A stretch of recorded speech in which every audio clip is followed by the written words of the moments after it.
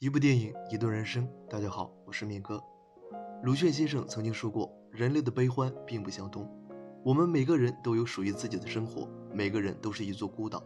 每个人也都渴望着爱，但是相爱却从来不是一件简单的事情。就比如在电影《川流之岛》中，男女主人公之间的爱就令人感到非常的悲伤。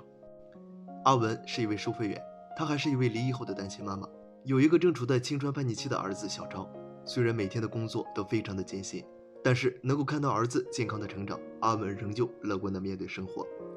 不过随着青春期的到来，小超却变得越来越叛逆，这也让阿文感到非常的头疼。这一天，阿文突然接到小超同学父亲打来电话，在电话里，对方以非常严厉的语气指出，小超性侵了自己未成年的女儿莉亚，并向阿文索要高达82.7万的补偿费。阿文对于这件事情也是大为震惊，他眼里的乖孩子小超怎么就会做出这样的事情呢？于是到了傍晚的时候，阿文便特意在家中等待放学回来之后的小超，想要儿子给一个合理的解释。但是小超在听了他提及这件事情之后，居然对阿文大发雷霆，并且告诉阿文他们两个人是真爱，只是因为对方的父亲不同意，所以才会栽赃陷害自己。说完，小超便将自己关在了房间里，不愿意再和阿文进行过多的交流。绝望的阿文依靠在门外的墙壁上，不知道该去哪里筹集这82.7万的高额赔款。为了能够解决这一次的危机，阿文只好低下头向前夫打电话求助。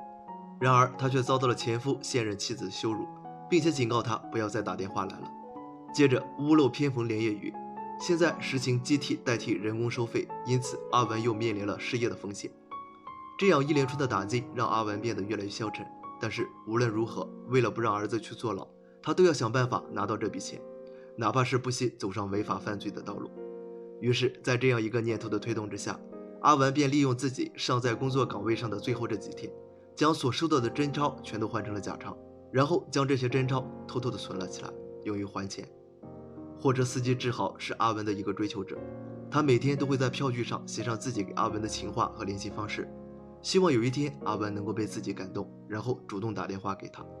但是阿文却对志豪这个人并不感兴趣，甚至把志豪给他的钱也都换成了假钞，然后还向站长举报了志豪。受到处罚之后的志豪很快就想通了这件事情到底是怎么回事，但是他不但没有生气，反而是找到了阿文，告诉阿文，如果真的有经济困难的话，可以找他帮忙。因为距离还款的期限越来越近了，所以走投无路的阿文最终还是拨通了志豪的电话，希望他能够给自己一笔资金来周转一下。而志豪则表示，只要阿文愿意陪自己的话，那么他愿意以1万元的价格来购买阿文1晚的时间。最终阿文也同意了，但其实这个志豪也并不是什么土豪，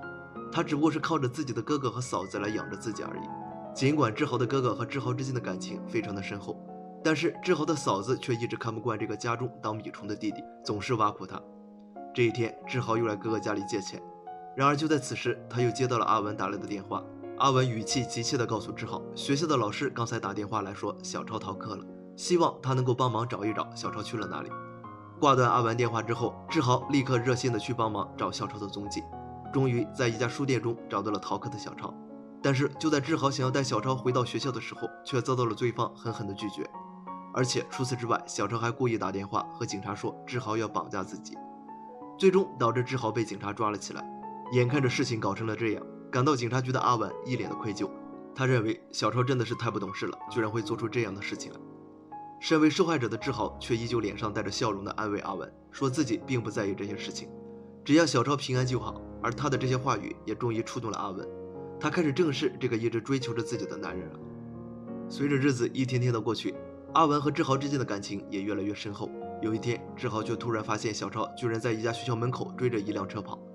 原来坐在车上的就是他之前所说的女朋友莉亚，也就是给小超和阿文的家庭带来负债的元凶。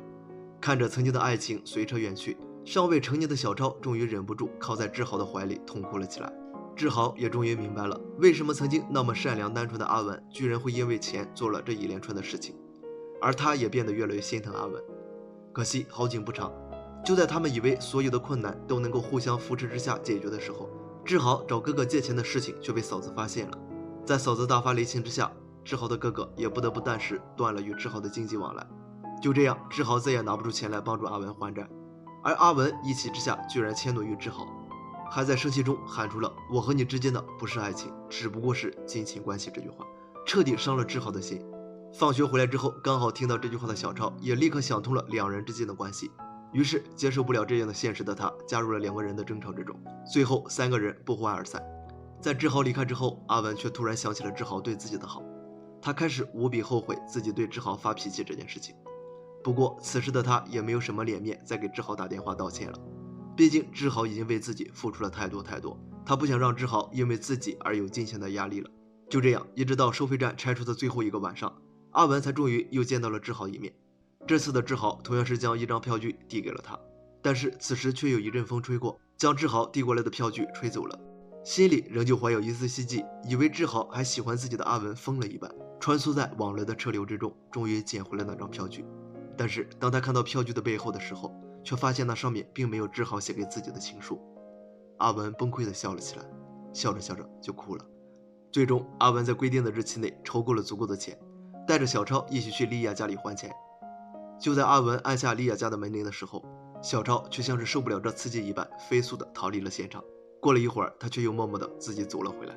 现在的他终于明白了阿文的心酸和自己的荒唐，所以为了不辜负阿文的苦心，哪怕是现实再黑暗，他也要陪阿文一起走完。阿文眼含泪水地看着去而复返的儿子，